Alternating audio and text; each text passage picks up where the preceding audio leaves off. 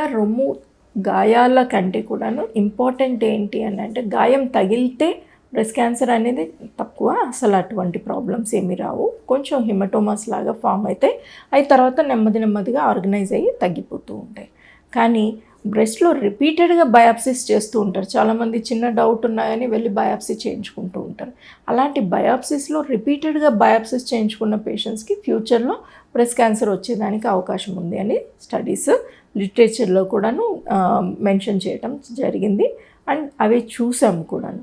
So అవసరం అయితేనే biopsies చేయించాలి, ఊరికనే బయాప్సీస్ అనేది చేయించకూడదు. చనుములు అంటే నిప్పుల్లో ఇన్ఫెక్షన్ వస్తే క్యాన్సర్ వస్తుందా అనేసి, అది యూజువల్గా అలాంటి ప్రాబ్లమ్స్ ఏమీ ఉండవు.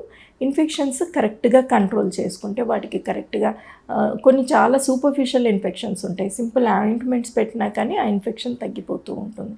సో చనుముల్లో ఇన్ఫెక్షన్ వస్తే అది క్యాన్సర్ అనేసి అపోహపడాల్సిన అవసరం లేదు.